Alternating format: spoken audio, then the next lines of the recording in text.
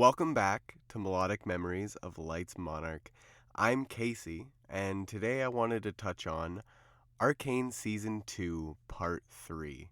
Like I promised in the last episode, which I only watched up to Part 2 for some reason, by the time I recorded that episode, I only seen Part 2. And right after recording it was the day that we were watching it. So I got to edit that episode, schedule it for an upload, and then watch Part 3. My God. Okay, Part 3, I can't touch too much on because I don't want to go into spoilers. I'm still watching it with Rosie, and I still have, I don't know, with people that, it's still too new, regardless. It is still too new to really go too in-depth on. Maybe I'll have an episode where I do, and I'll make sure everyone knows that there's going to be spoilers, but this is going to stay spoiler-free, and if I slip up, I'll catch it in post. In any sense, though, the ending, that was the ending of Arcane, and they built it to be just the 2 seasons. So we're not going to be getting anything else other than what we got, and I think anyone that is upset with the fact that it was what it was, I feel like they have no right. Everyone has a right to be upset. Don't get me wrong. I shouldn't say that specifically.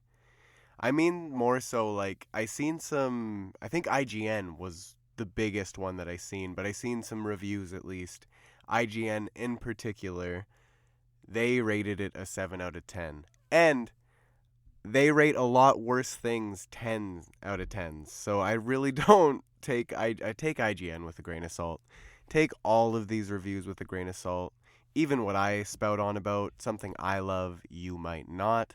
But I will have to say, for me personally, Arcane Season 2 really just built upon everything that the first season did and just made it that much better, that much grander. And I was very, very, very happy with the ending. And I know I'm biased, of course. I am very biased because of 21 Pilots, which I will get into, obviously. You know me by now if you've listened. I love 21 Pilots, but first, Arcane, I want to focus on that just in its own. And I'll have to say that Season 2, from Part 1 to Part 3, was banger after banger after banger. And yes, Part 3, I understand what some people say, with it kind of losing its focus and groundedness that the first season had, and of course it did. How else do you think they would have continued? They can't just keep doing the same thing that made Season 1 great. They needed to tell the story that they wanted to tell, and this is how they had it planned. So keep that in mind when you watch it, for people that haven't already watched it like myself, and just enjoy it for what it is rather than trying to pick it apart for what it's not. Right? That's what you want to do with art. Obviously be critical of things, but enjoy it for what the artist meant it to be. To kind of talk on the 21 Pilots feature, though, that was featured in Part 3 of Season 2. Actually, the second episode. It's called The Line. If you don't know already, as I've talked about it countless times by now, it's an amazing song and so damn emotional. Tyler Joseph did a premiere on the 21 Pilots channel on YouTube for the music video. They're out in New Zealand, I believe, playing the Clancy tour, and they took the time to just set up a camera and get Tyler in front of it, and he talked a bit on what the song meant to him. And the fact that he had, I believe, his brother or someone reached out to him regardless and was like, yo, you got a new song coming out for this show called Arcane. And he's like, yeah, but go listen to it alone because it's an emotional one. And that's kind of all you need to know just off the bat, because fuck yes, it is an emotional song. You listen to it and it's just instant, I know I'm biased, but instant tears. Maybe not if you're someone that doesn't cry easy, but for those easy criers, you're going to be in tears. And if you don't cry, you're definitely feeling something, because not only the lyrics convey the emotion, but also the delivery. The delivery that Tyler Joseph gives is unlike anything I have ever heard him deliver us in the history of the band. This song sounds completely different than anything they have ever released, and I'm so here for it. I'm so thankful that a band that is around 10 years plus into their career can still release a song and have it sound completely new. Like, if I didn't know 21 Pilots made it, for those that don't know 21 Pilots, they're going to hear that and be like, oh, cool, I really like that sound. Go check out their old stuff and be like, this is completely different, excuse me? The only thing that has stayed consistent has been the emotion and the power that their songs are able to hold in such a short amount of time. Even the longer tracks, obviously, but I mean, like, it's so impressive that they're able to create these masterpieces to a lesser extent in such a short time. Like this one specifically, The Line was created in 3 days. They sent Tyler the rough draft, and he explained this in this 5-minute clip before the actual music video premiered. He explained that they sent him a rough draft of the scene that the song was going to be over, and said, yo, make us a song. Like, we want you to use your talents and make a song, because they reached out to him, and within 3 days, they had the lyrics done, the song itself recorded, produced, and mastered, and sent back to the studio at Arcane, all within the 3 days. And they loved it. They didn't want to change anything. They kept it the exact same way it was. And I know I touched on this in a previous episode, but it still just bewilders me that that is possible, especially for a song that is the caliber of this one itself. And Tyler said he can't really write music without pulling from personal experiences, which, every songwriter tends to, or at least if it's not from a personal experience, it's trying to mimic something else. But Tyler Joseph himself specifically writes from personal perspectives to some extent within every song he has created. And the soul-crushing fact of what he pulled from for this song called The Line was the passing of his grandmother. And he said it in the 5-minute clip before the music video, but also the music video itself. At the very end, there's a dark screen, and it says, in loving memory of Nancy Nana Joseph. And he signs his name, Tyler Joseph, at the end.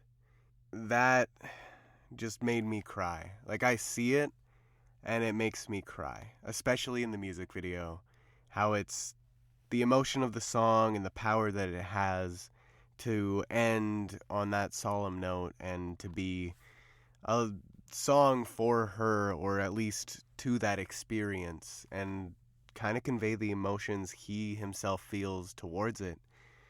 It's powerful. It's unfortunate that he's lost both of his grandparents, and he even touches on it in the song of Navigating, that his dad lost his mom. He's trying to deal with that still. And it is sad. It's incredibly sad.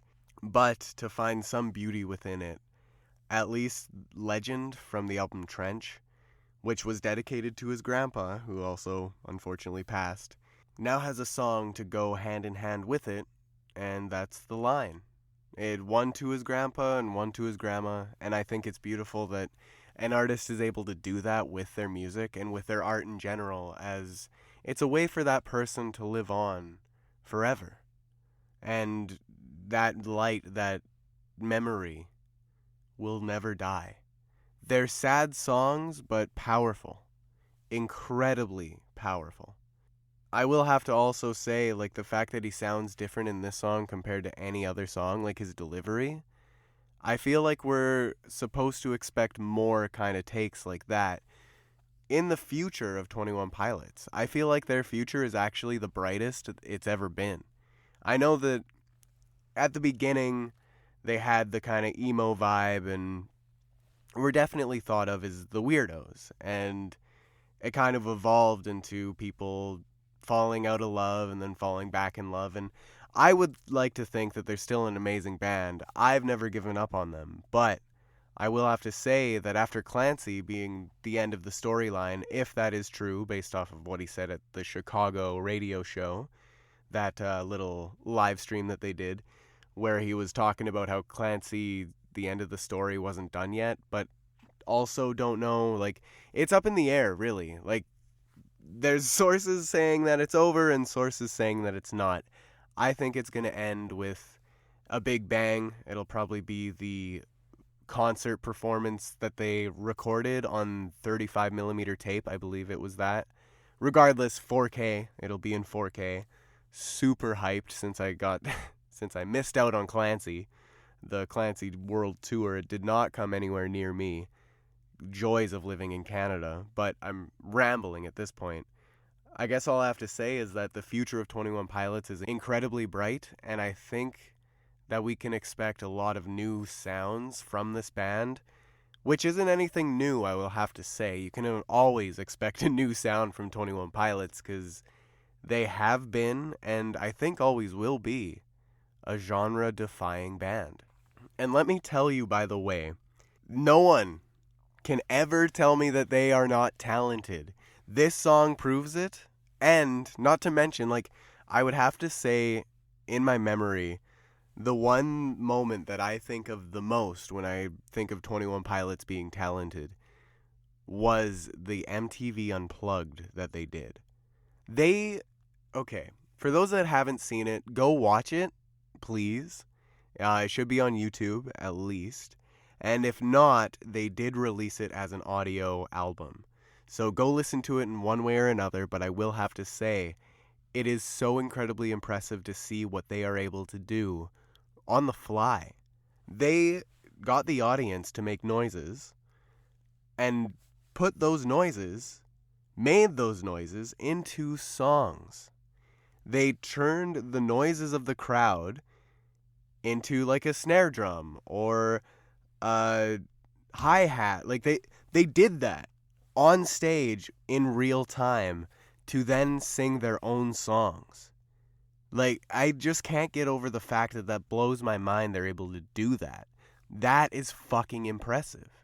And yes, I know I'm going off and praising them.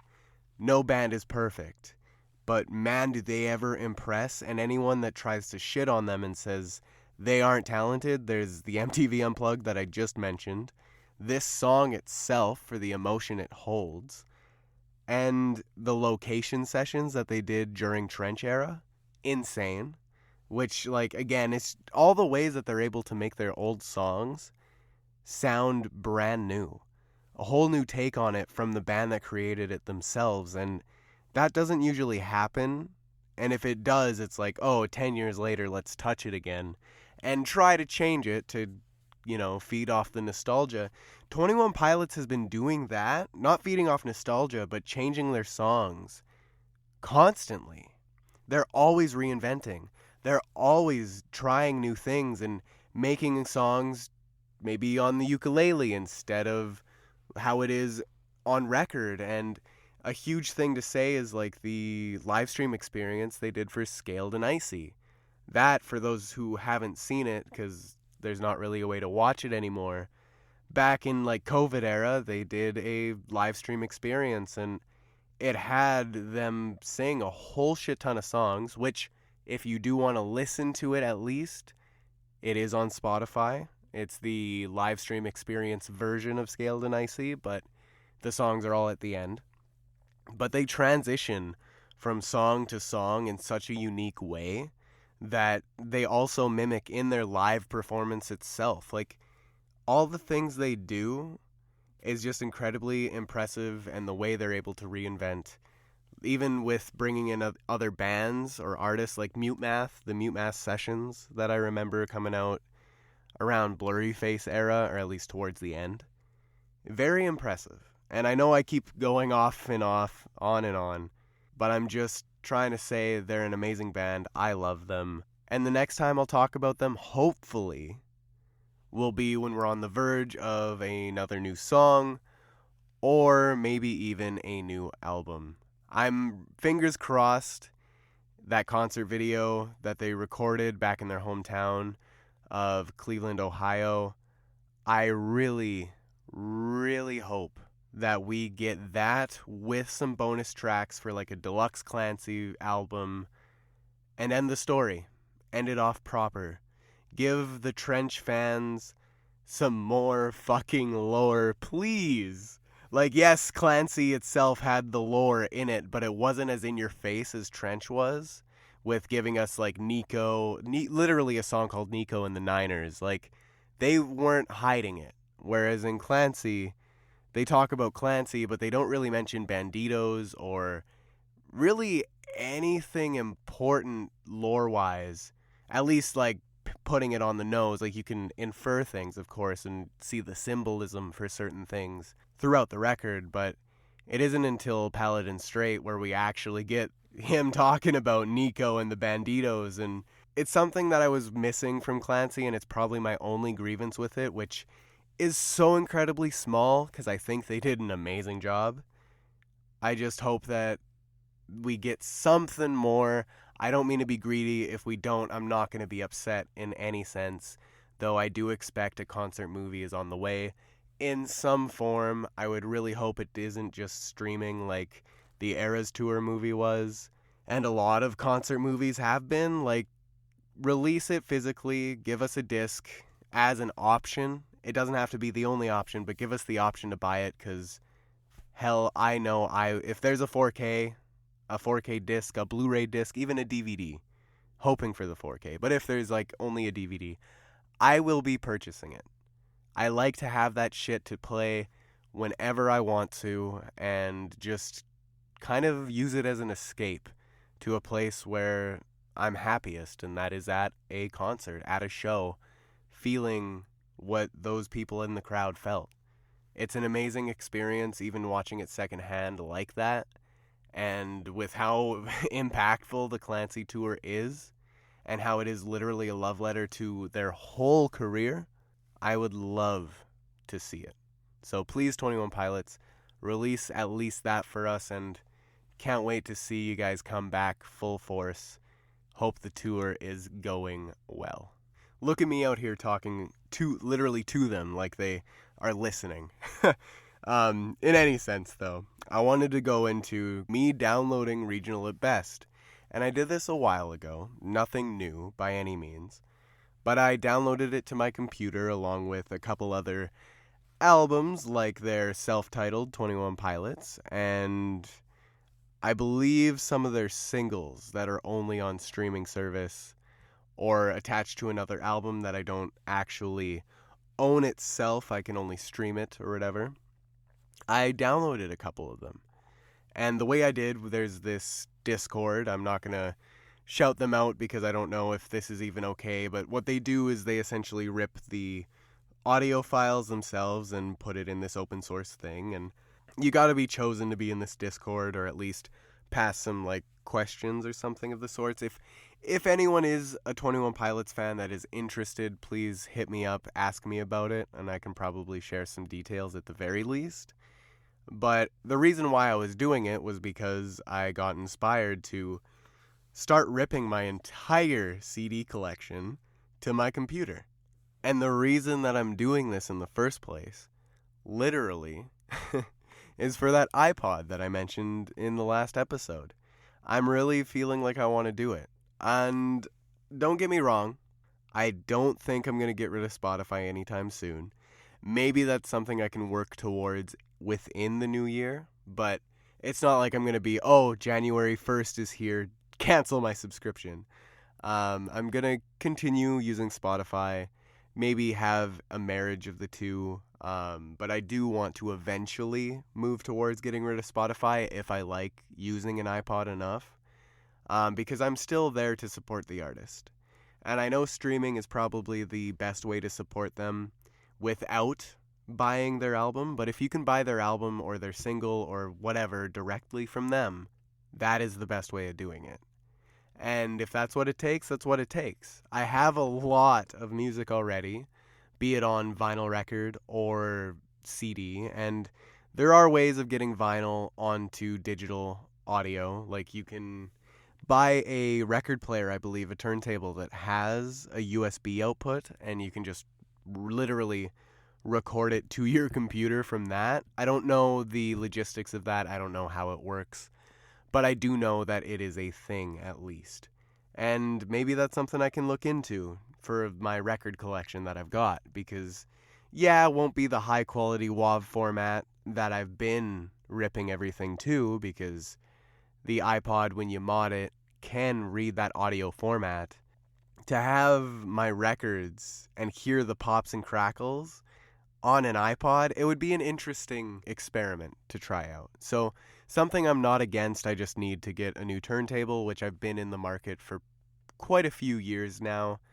I think I have the same record player I've had for, it must have been since 2017. So that's 18, 19, 20, 21, 22, 23, 24.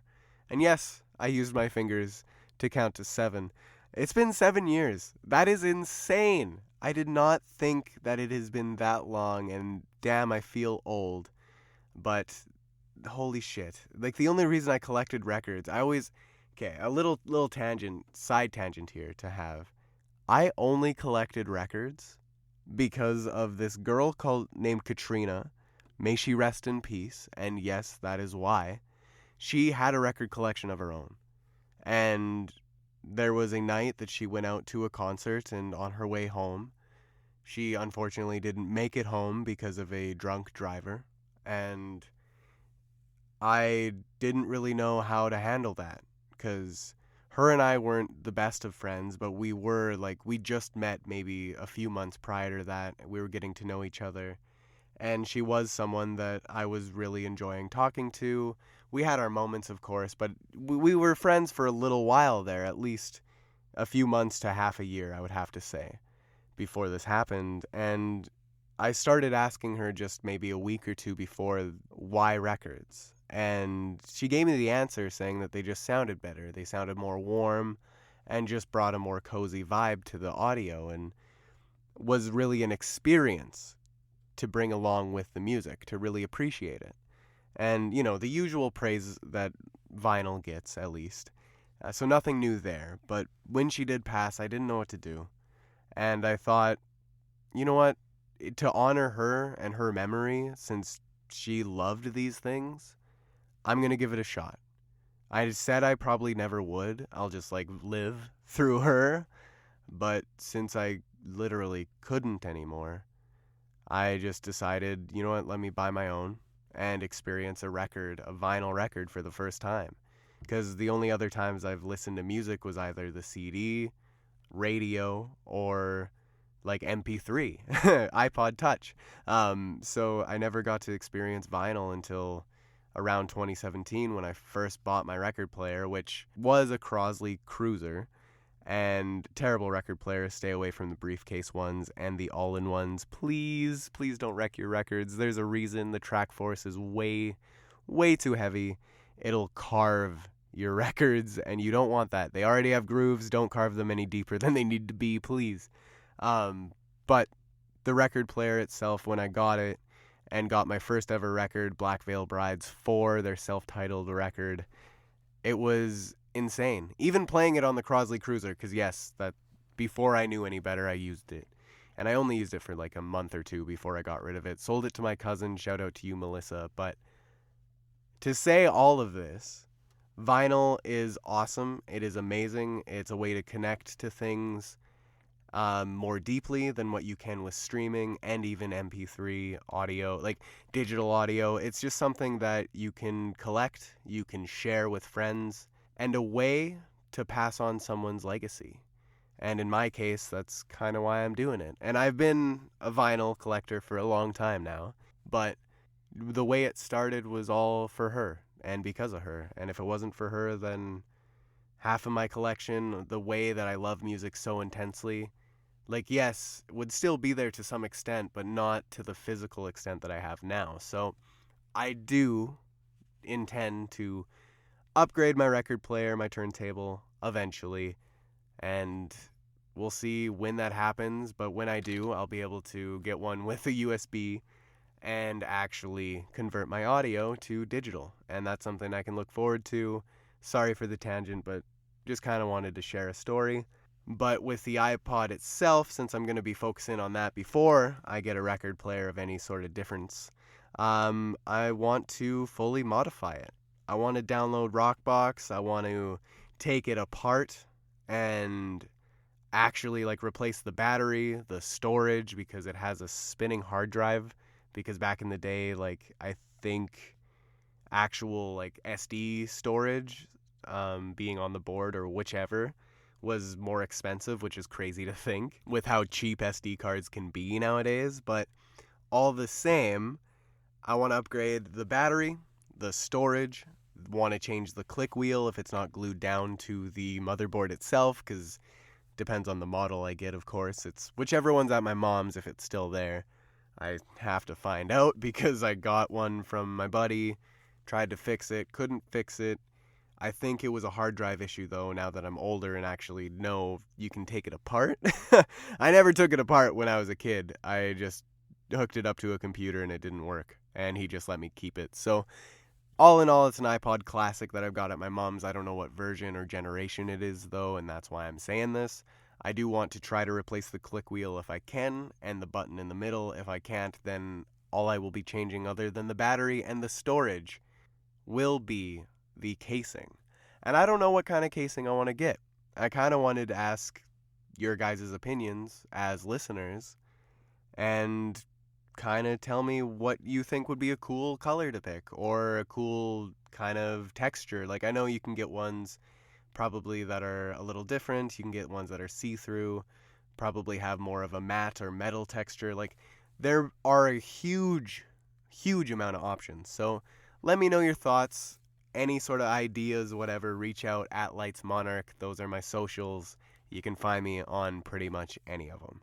And in saying so, the CDs that I've literally been ripping to my computer, it takes so long. Like, I know I'm doing WAV format, so it is the fully uncompressed audio format, at least to what's on the CD. It takes a while to get through it, and I'm not complaining. I don't really have anything better to do. Like today, I was doing it almost all day, and I am just getting to the T in Taylor Swift. Like, I just finished ripping her first CD, the self-titled. Obviously, there's no Taylor's version, but I bought the self-titled CD back when I went to Chicago. Shout out to Crystal again. We went to this independent record store, and I was bugging the owner. I say bugging, hopefully it wasn't actually bugging, but I was asking him to give me some recommendations on cassettes and everything. And I got like a shit ton of random ones, which was really cool just to experience. And I think I made the guy's day to some extent. But I also was looking through the CDs and seeing that they had it. And the only way I would buy non-Taylor versions CDs, ones that she doesn't own, because I do care about things like that. It matters to her as an artist. I'm going to respect that. And there's no way I would buy a brand new sealed copy of Taylor Swift, self-titled or Reputation, unless I found them secondhand, because then that money's going right to that owner. Like, it's kind of writes itself, common sense at this point. But I just got to that. It takes a shit ton of time to get through, and I really hope that in the end it's worth it. I obviously won't know until I get there, but I would have to say by the new year I plan on having my iPod all together. You guys will see it on my socials. I'll take all the pictures and share all of my thoughts on an episode to come in the future. But it's something that I'm excited for. I want to have all of my favorite albums, my favorite library of music that isn't just what Spotify has, because Spotify, it has a lot. It is missing some, of course, but it has so much that it's not just the stuff I like, and I think that's what I want to change. So it's something I'm excited for, and I cannot wait to share it with all of you. Lastly, I kind of wanted to just touch on how crazy of a week it's been. Not a whole lot is coming out for music. One song, which I will talk about right quick here, being Fall Out Boy with Juice WRLD. Hello? Like, I know that they did a song with, like, Lil Peep or something. I think it was him. Off of they put it on their second greatest hits, Believers Never Die 2. I believe is called I've Been Waiting. Is Lil Peep and someone else, I can't remember who, but go stream it if you want to. The new song with Juice WRLD, though, may he rest in peace, is called Best Friend. It is a great song. I really like it. It's definitely a different vibe. It's not very Fall Out Boy-y, if you will. It's got some more so just hip-hop Juice WRLD stuff. And it makes me question if he did actually record this before he passed. I always have a problem with listening to albums or songs that are from artists, like posthumous. I don't like it. I have a weird vibe with it. I only listen to them, I will say right now, when an artist that I personally love is attached to it. And in this case, it's Fall Out Boy. And, call me whatever you will. I think the song is good, and I will listen to it. Will I check out his album if this is leading up to one? Probably not. Just because of the principle of I don't think it's right to kind of milk the death of these artists because they died so young. Still feels wrong, whether they're young or old. I don't personally like it. Each to their own, of course, but I can't get behind it. I like the new song, though, so I will recommend it. If it is at all just a money grab, I really hope it's not. I don't really want to know. In any sense, though, other than that, the week has been hectic. It's been snowing like crazy. We got well over 30 centimeters of snow by now. Every single day I wake up, it's dark and gray and foggy and snowing. No stop. It's been consistent. The only time it has had little breaks was you can still, if you look hard enough, you can still see a few flakes. And personally, I love the snow. I adore the snow. I think it is so beautiful. It is aesthetically pleasing. There's really nothing wrong with it. The only thing I have wrong with it is the cold that it brings. And I think we're currently around minus 30 Celsius. Oh, it's cold. It is cold. But I just kind of wanted to share that. It's been crazy. Driving around, it's literally like plowing through snow. The roads aren't done. It's wild. Welcome to Canada. We're finally having a winter that is a Canadian winter again, since our last few have been almost non-existent. Like, it's gotten cold, but there hasn't been much snow. And I think Mother Nature just said bet. And here we are. But with the weather and all that, Alec Benjamin's discography has really been getting me through. I've been checking out his albums a little bit more here and there, as I've only heard his first album narrated for you, along with 12 Notes in full. So I finally checked out Two Windows.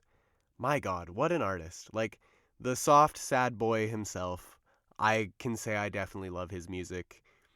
It's very much pop music, but he is a sad little pop boy, and I can respect that. I respect the shit out of that. And it is definitely an artist that I can sit and listen to and relate to and shed some tears. Like, it's a good release. And I can say that I'm very excited to continue diving deeper into his discography. I think I have another album to listen to called Uncommentary, and other than that, there's a few singles I need to check out. I am building a playlist for him, as I do with a lot of artists, so something I'm excited for to continue going down that route. But first, I do have to take a bit of a break from him and transition into Taylor Swift, as I'm going to be seeing her very, very soon, and I will touch on that in one moment. The last thing I wanted to do was give an album shout-out, like a recommendation shout-out, if you will, to Hypochondriac by an artist. I think it's the artist Brakence. I might be butchering the pronunciation of that, but it's spelled Brakence, and the album is Hypochondriac. Shout out to Caden, my buddy Caden. He showed me the album, and wow, the emotion it has, the emotion that it's able to capture Like, I know I have a lot of emotional songs. I talk about emotional music all the time. But I will have to say this one's on kind of a different level. It's presented in a way I've never heard before. Something called glitch pop. I'm assuming it's the genre that it's under. And it's something I have actually never, ever heard before. I think the only thing that's ever come close, honestly, would have been Bring Me the Horizon's newest album with how it had glitchy moments and everything. But the only difference with this is it's more pop music than anything. It doesn't have any of the metalcore beats to it, like screaminess and stuff. But it does go, like, it uses the glitches, the glitchy noises and everything to full extent. It really drives it really drives home the emotion, and the delivery from this man is insane. I will have to say, I just wanted to talk about it because it's an album that came out like 2 years ago, but when I first heard it just this week, and I couldn't finish this episode without at least mentioning it. So please go give that a listen if you're looking for anything to listen to this week. And if it's not that, listen to some of my girl Taylor Swift, because that's where I'm headed this, I think, Tuesday. I'm on my way to Vancouver, and I will be seeing her show on Friday. And speaking of Friday and Taylor Swift, this past Friday, happy Thanksgiving to my American listeners, belated Thanksgiving at least.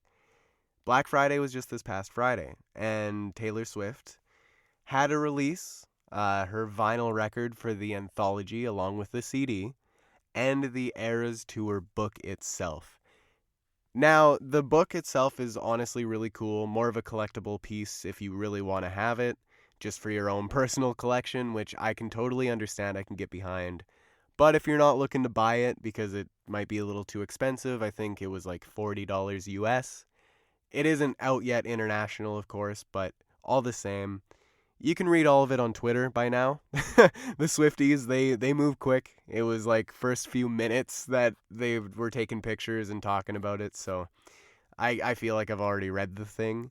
Would still love to have it for the collection, but if I can't get it for whatever reason, or if it is too expensive for budgeting purposes, I'm not going to cry about it. It would just still be cool because I am going to the tour on the 6th, which I can't even fathom, to be honest. But I will say it's all very cool that all this stuff came out.